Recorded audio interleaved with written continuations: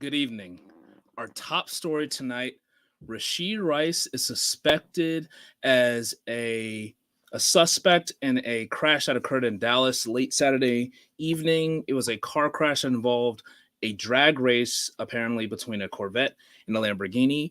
The Corvette was actually registered or leased to Rashee Rice, and apparently the suspects who were involved in the multi-car crash got out, fled on foot, and are still under investigation and trying to be tracked down by the Dallas police, according to Dallas Morning News. Um, there's still a lot swirling around this situation, so we obviously have to tread lightly in exactly what we're talking about here. But this isn't good. You don't ever want to start off a show talking about topics like this, and it is really unfortunate if Rashee Rice is involved. But we obviously, everything is really fluid. We have to stay just kind of fluid with the situation, so we don't know exactly what's going to happen. But we are a football show, so we're going to definitely be talking about the impact on the Kansas City Chiefs and also the impact on your fantasy teams here on the show today. In addition, there's going to be some other things we got to talk about. There's a lot of news happening in the NFL. We obviously got to touch on some changing things in the NFL draft. Brandon Ayuk is talking. He's really trying to get some respect put on his name. We got Zeke. There's some mutual interest between him and the Cowboys. Christian Watson is going through a lot with his hamstring. So we're going to talk about all of that and more on Player Profiler today.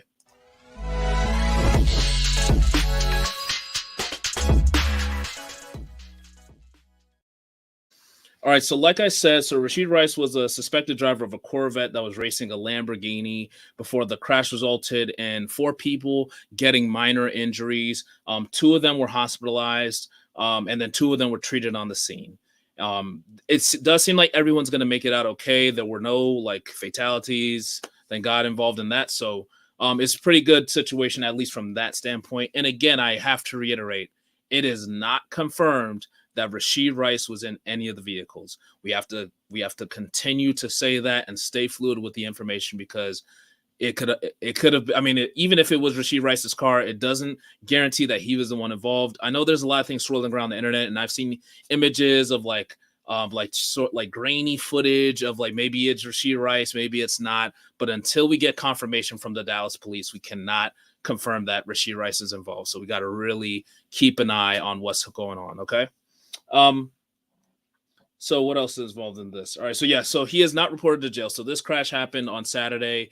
Rashee Rice is not reported to have made it into the Dallas County Jail on Sunday morning. So again, we're still not sure what's going on, but the police are looking for him. So I do think he's going to have to report at some point. But I mean, again, this is a football show, guys. We got to talk about what the impact of this could be. So let's hypothetically say that Rashee Rice may have been involved in this crash. What are we looking at now? Because this is now going to have some implications on what's going on. Happy Easter, Jamie. I should have started off with that. Happy Easter, everybody.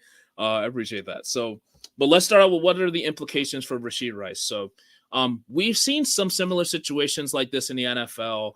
We've seen a couple of vehicle incidents. So we saw some last year with we remember Addison. He was caught going 140 in a 55. There was no suspension, no fines, no repercussions, especially from an NFL standpoint. Then we also see Chris Olave. He was caught going 70 in a 35 in Louisiana. He was arrested for reckless driving. So there's still a possibility that he gets suspended. That happened during the season. The one with Addison happened right before the season started. And so there are some precedents where maybe if you're in these vehicular traffic related issues, even getting arrested, that the suspensions may not be that significant. But because of the injuries to people involved, again, this is all conjecture, guys. I just want to restate it again. We don't know if Rashee Rice is involved. We're just talking hypothetically. But if he was, I don't think it will be at the level of what we see from a domestic violence standpoint.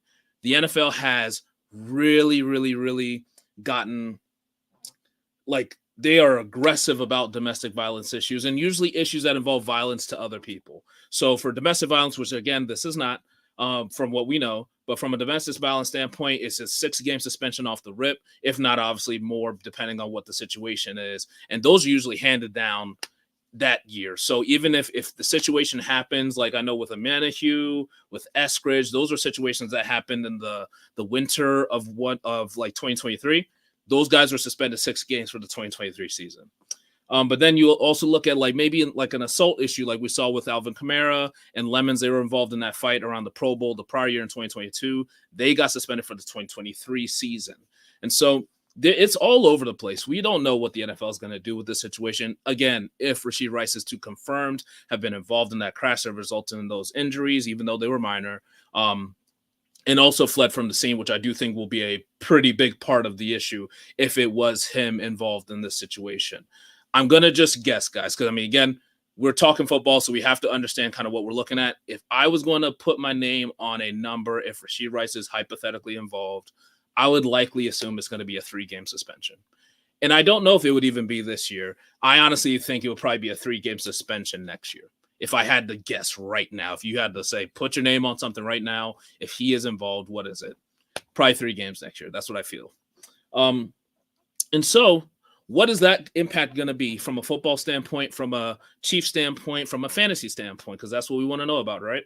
So again, hypothetically, I'm trying my best to continue to say hypothetically because we do not know this information. Lord, people are litigious nowadays. But all right, so hypothetically, if he was involved and he got a 3-game suspension, depending on what they do in the draft and depending on what the schedule looks like, I think that's the most important. I think it'll honestly have minimal impact on the Chiefs. I do expect their offense to like come more to life like we've seen in the past this next coming year. And I wouldn't be surprised maybe they got off to a slow start, but I would not think that this would have some wide-ranging impact if he was hypothetically suspended for 3 games this year, right? I hear you, James. And then if you, let's say, from a fantasy standpoint, this will probably dump him down a couple rounds if he was suspended this year for a couple games. In fantasy, I'd dock him a round or 2. I was really loving him this year. And I still am, honestly. Like, we don't know what's going to happen, but he came on super, like he was coming on strong late in the season. He set the postseason rookie record with 26 receptions this past fall. I mean, you got nearly 1,000 yards, 7 touchdowns, and so much of that came late in the year.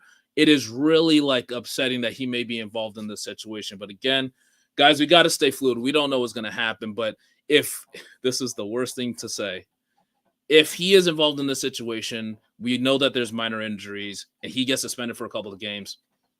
You shot for value, guys. You got to do that at some point. So he may be a good value if he's getting dropped 2 or 3 rounds. You just have to think about those things. But again, until we know more details, we got to stay fluid with the situation. Make sure you guys follow us because we're going to be detailing what is going on as the investigation continues out in Dallas. So we're going to talk about a lot more stuff. We got to talk about Zeke. We got to talk about Christian Watson. We got to talk about a lot of other news relating to the NFL draft and more on the other side of this break. This episode is brought to you by PlayerProfiler, the Dynasty Deluxe package.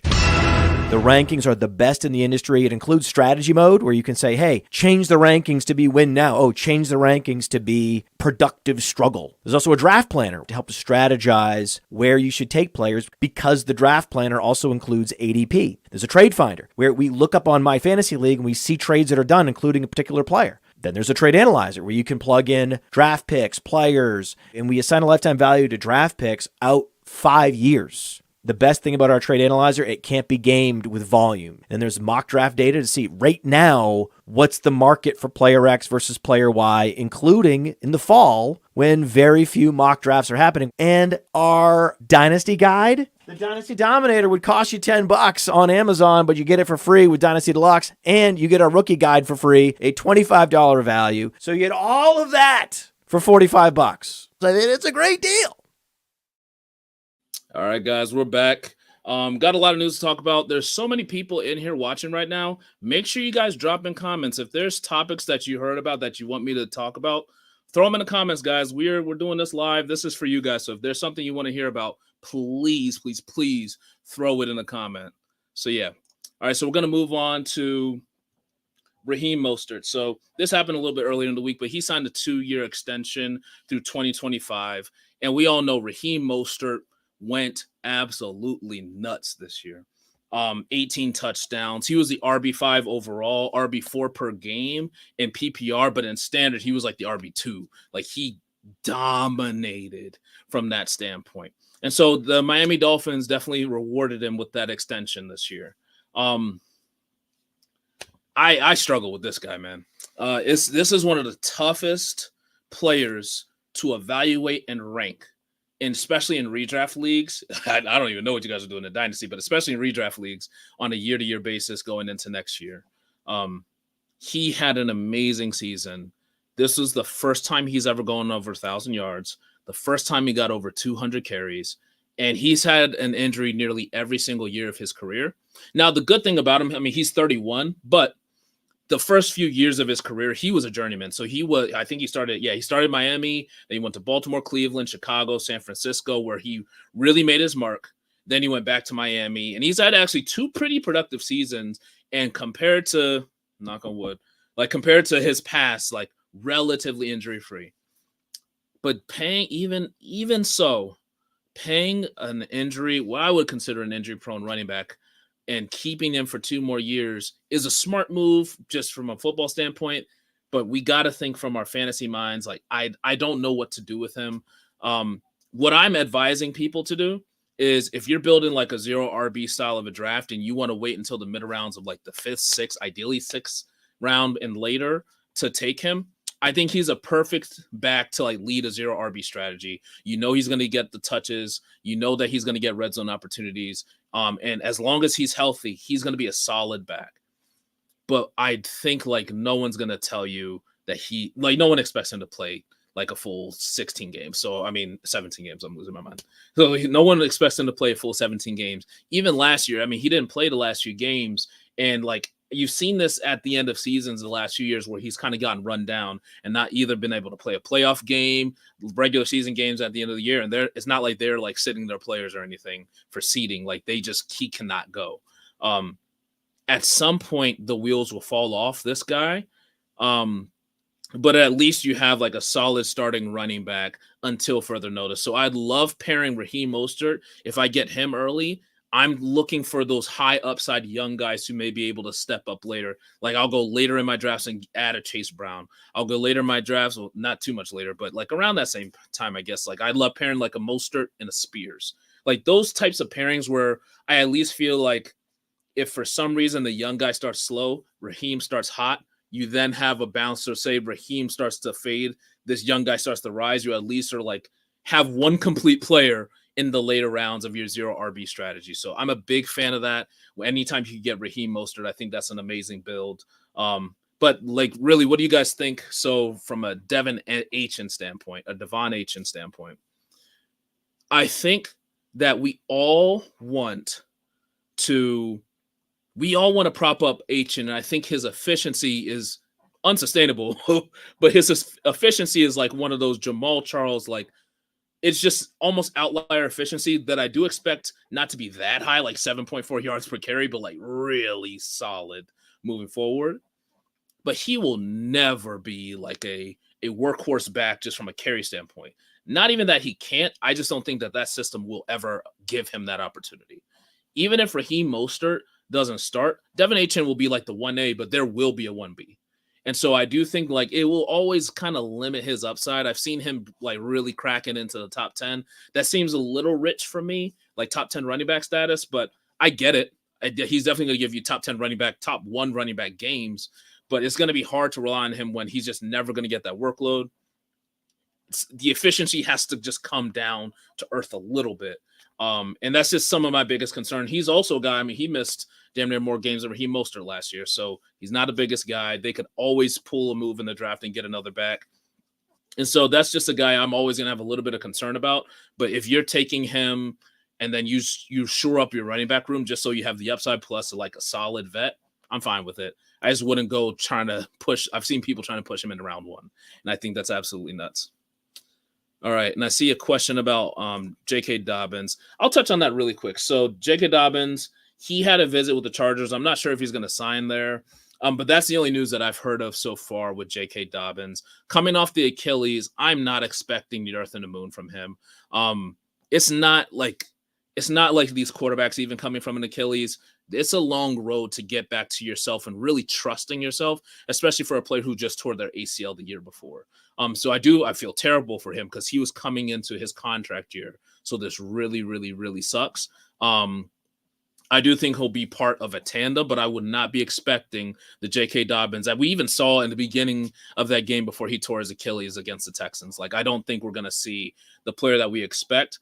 I wouldn't be surprised if he re-signed with the Ravens. I wouldn't be surprised if he re-signed with the Chargers. But even if he signed with the Chargers, I still think they're drafting a running back in like round 2, round 3. And it's just going to be an annoying committee. It's going to be just a super annoying committee. We're not going to know what to do with it. You're going to just probably be starting Gus Edwards in standard and then holding on to whoever they draft as a rookie until later in the season. So that's what I think is going to happen with JK.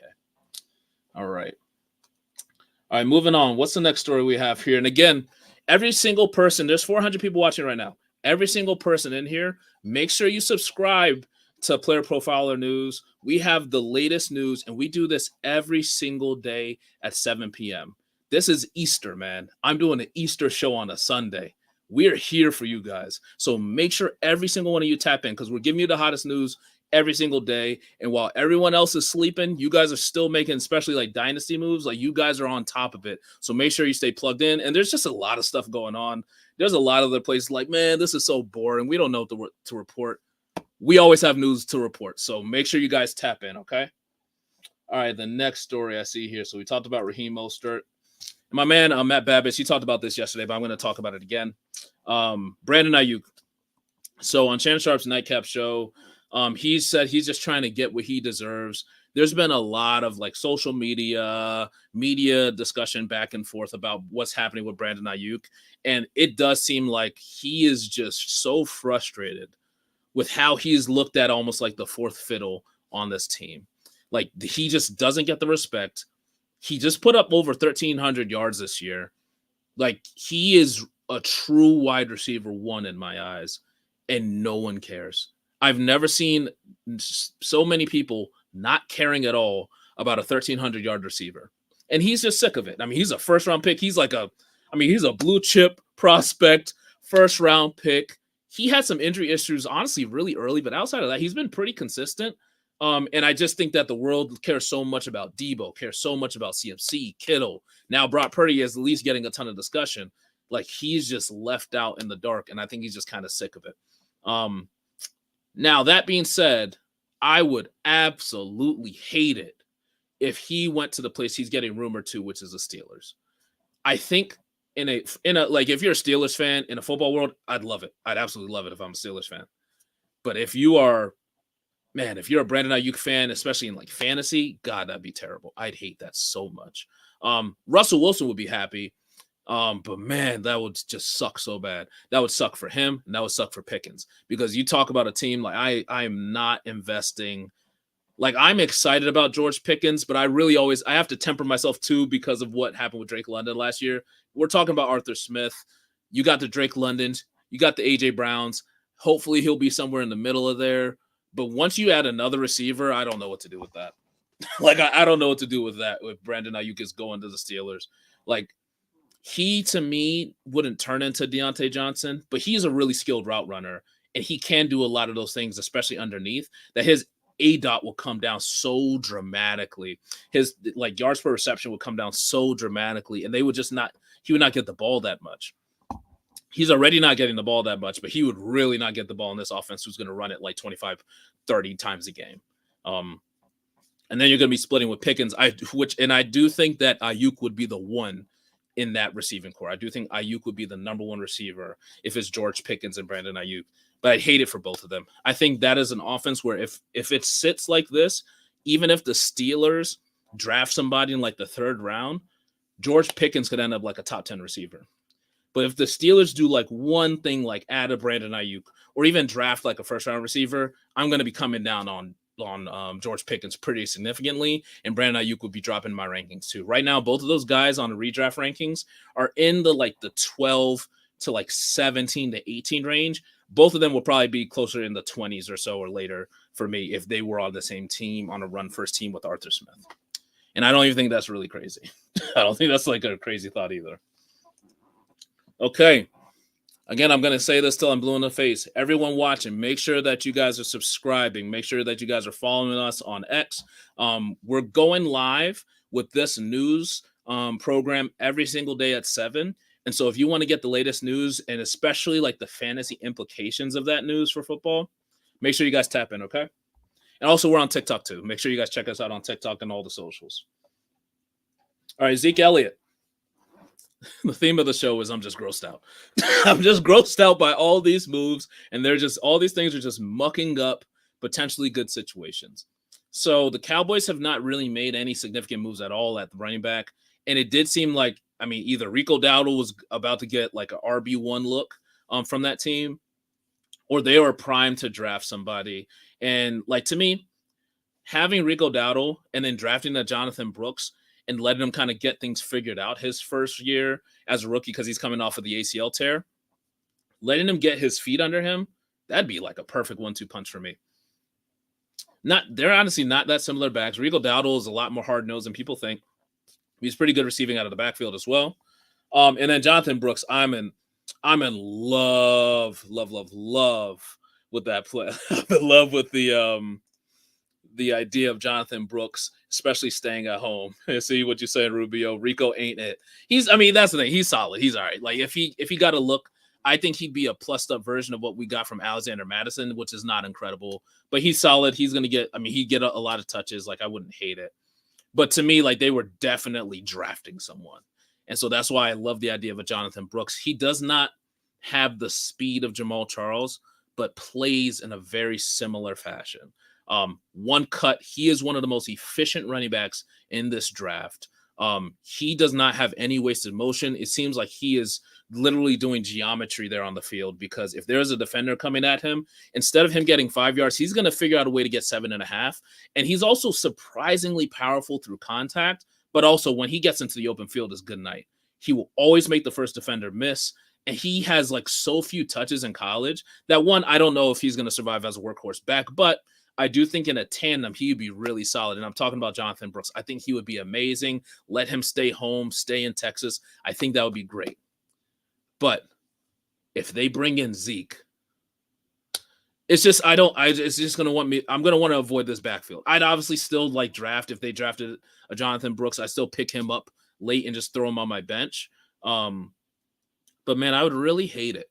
I would really, really, really hate it, man. This guy is going to vulture touchdowns, vulture receptions. Like that's the thing because he's such a good pass blocker.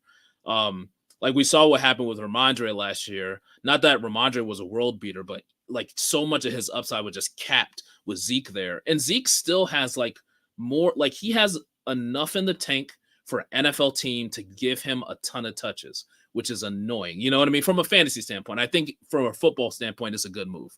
From a fantasy standpoint, I absolutely hate it. Like at the end of the season last year in 6 games, he had 120 touches. That's not bad, bro. Like that is not bad at all.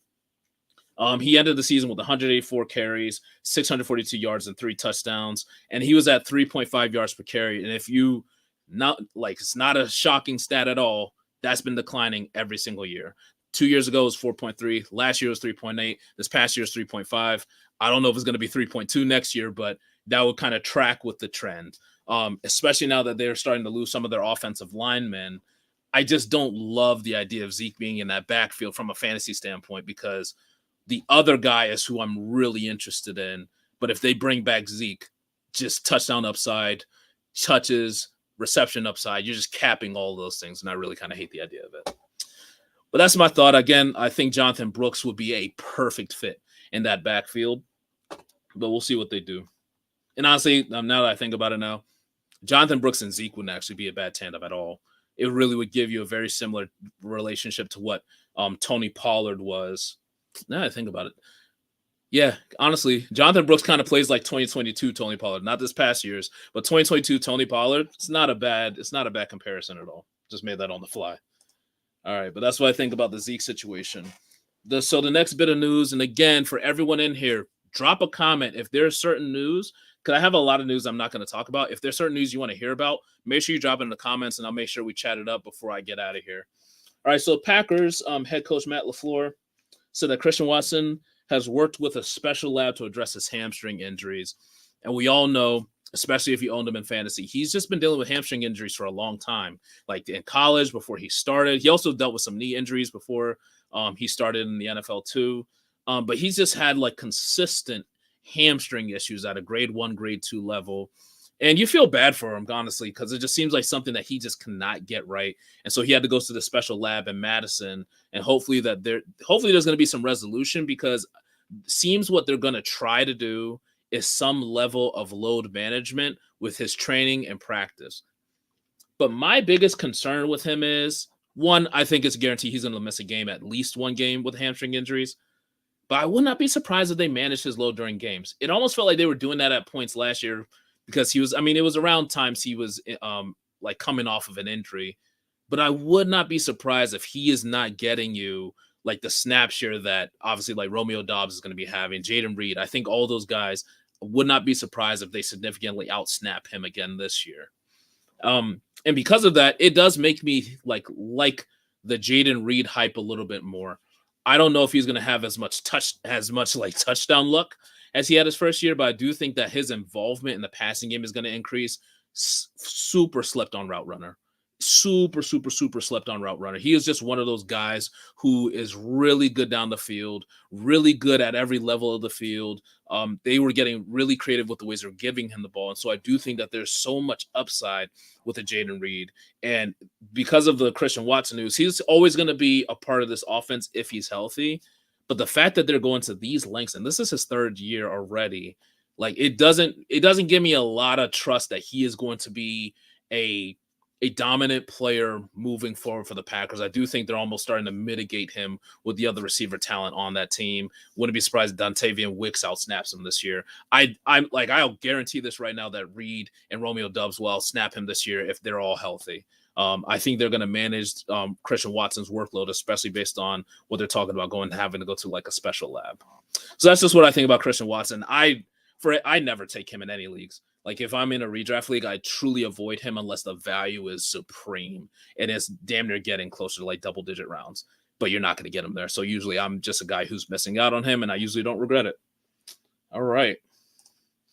So the last couple of stories relating to the NFL, then I'm going to talk quickly about the NFL draft. And again, if you guys have something that you want to hear about, the comments are live right now. So you could put a comment in the chat, and I'll look at it. And if it's something if I don't have information on it, then I won't talk about it. But if I have some information about it or a take, I'll definitely let it go. So make sure you guys go into the chat. And I see Jamie, Rubio, James, they've been in there early. So make sure you guys throw a comment in the chat, and I'll just put it on the screen if it's kosher. All right. So next, we already talked about J.K. Dobbins, him meeting with the Chargers. And I just don't have a lot of faith in whatever we're going to see from him this year. But it would honestly not be a bad fit for that team. And I still think they're going to draft a running back.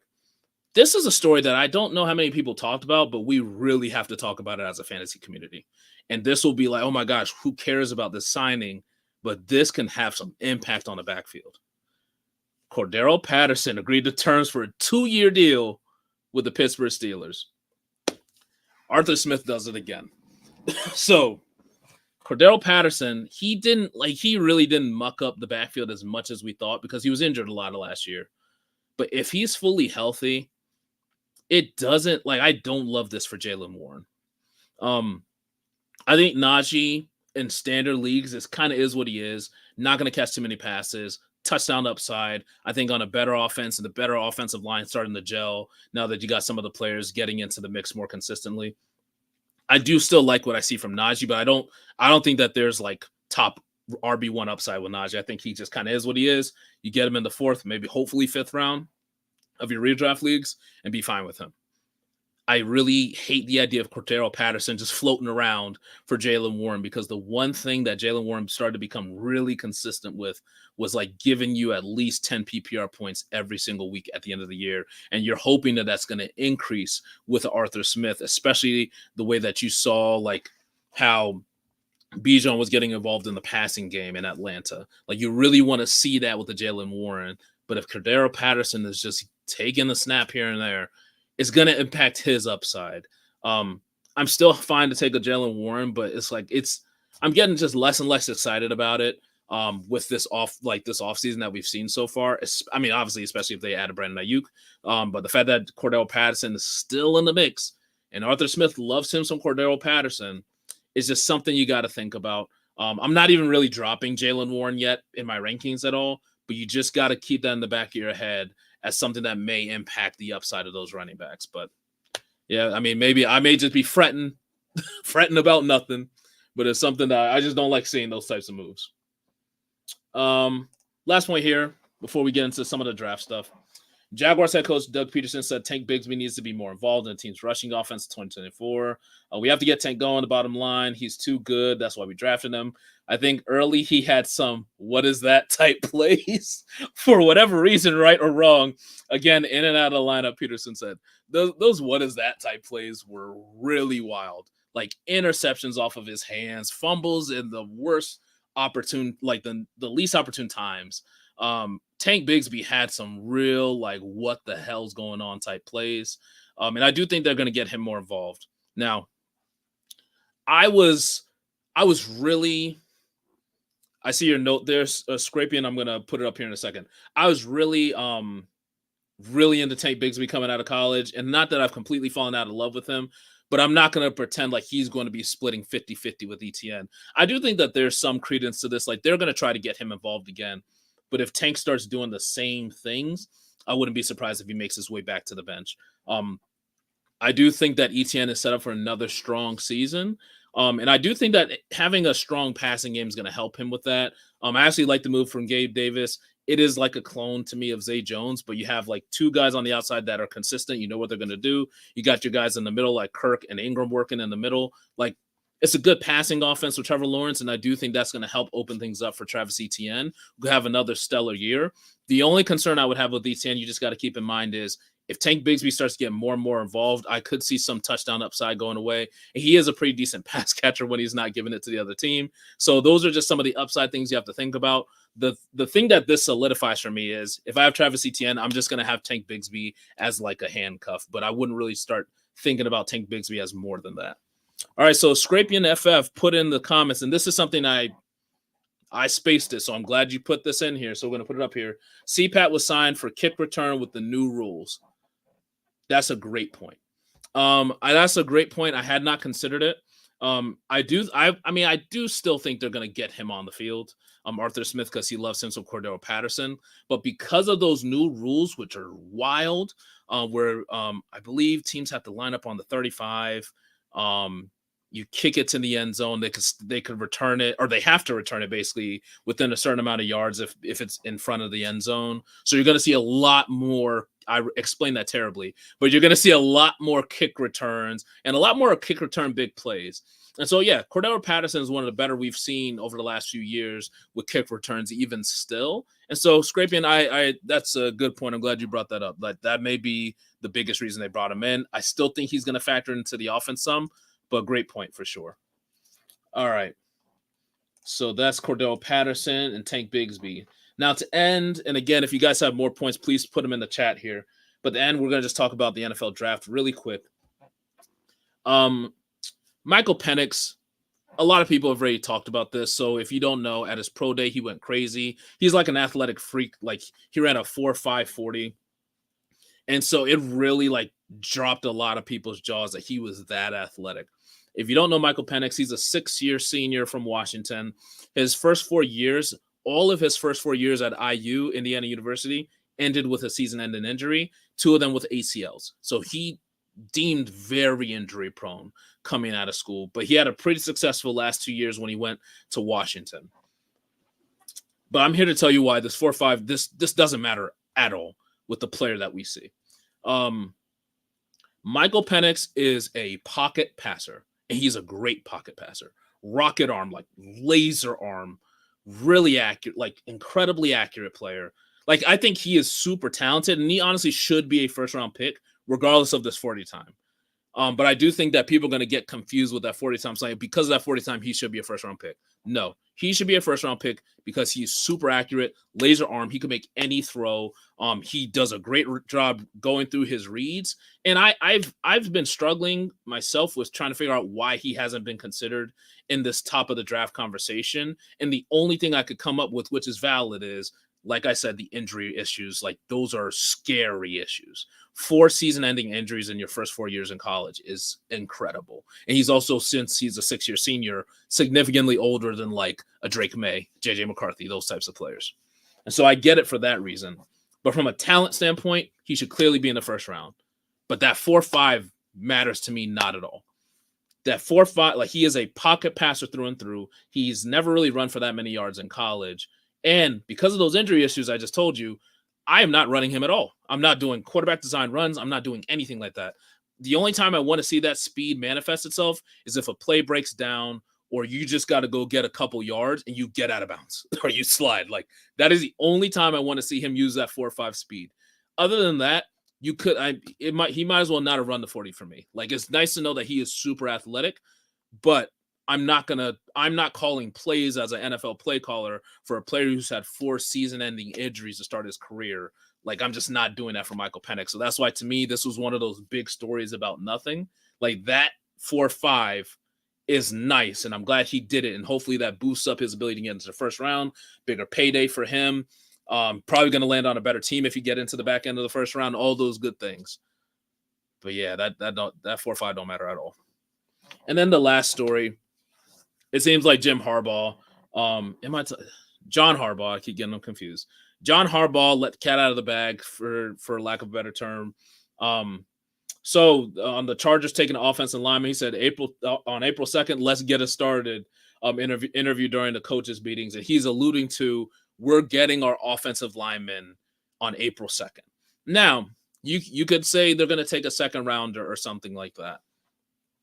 They're taking Joe Alt. If Joe Alt is sitting there, the tackle from Notre Dame, huge, just rocked up prospect. If he's sitting there at the Chargers pick, and I think they have the 5th or 6th pick. I think it's the 6th pick.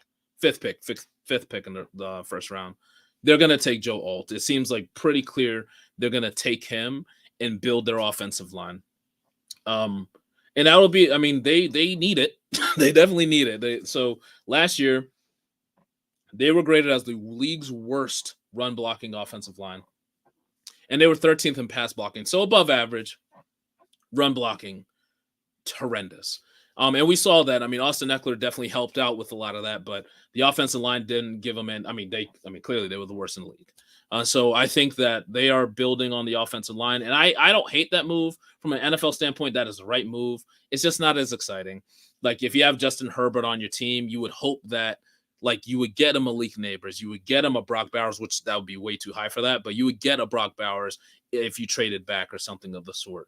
But it does seem with this report, like it seems pretty clear they're taking offensive linemen, even if it's not Joe Alt. And the dreams of Malik Neighbors and Justin Herbert, it almost seems like that's just died.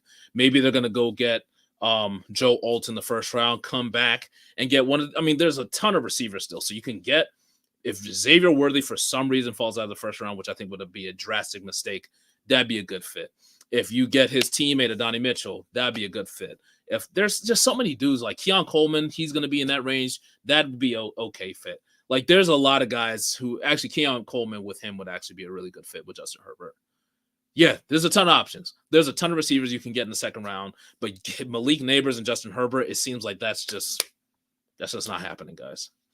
All right, so with that being said, I'm going to end the show. Thank you guys for hopping on here. Make sure every single person, there's nearly 500 people watching right now. Every single person, subscribe to Player Profiler News and subscribe to Player Profiler on YouTube as well. If you're watching on X, make sure you subscribe to both of those places as well. We do this every day. Every day, we are going live with the news on Player Profiler today, on the Player Profiler News channel on YouTube. We're going live on X. Every single day also, if you want other fantasy content, look in the description of this video. We have all the podcasts. We got every podcast you could ask for. Every single thing. Think of something right now. Look in the description. We got a podcast for that relating to fantasy football. We are junkies. We're about this life. So make sure that you guys subscribe to this channel, and I'll catch you guys next week. I'm on every Sunday. So yeah, my name's Toomey, Fantasy Football Strategist on TikTok. Make sure you guys check that out. Fantasy Football Strategist on all platforms. But make sure, again, Player Profiler. Make sure you guys tap in. And I'll see you guys next week. I'm trying to find the end screen. All right, yeah. See you guys next week. Peace. From the Podfather to you, I deeply appreciate you tuning in. And many ask, what can I do? What can I do to help support the hosts, the research they do, the production costs? Go to playerprofiler.com, Dynasty Deluxe, World Famous Draft Kit, Rankings, DFS Dominator, and of course, data analysis. Subscribe to any one of those, and you support all of us and take Player Profiler to the moon.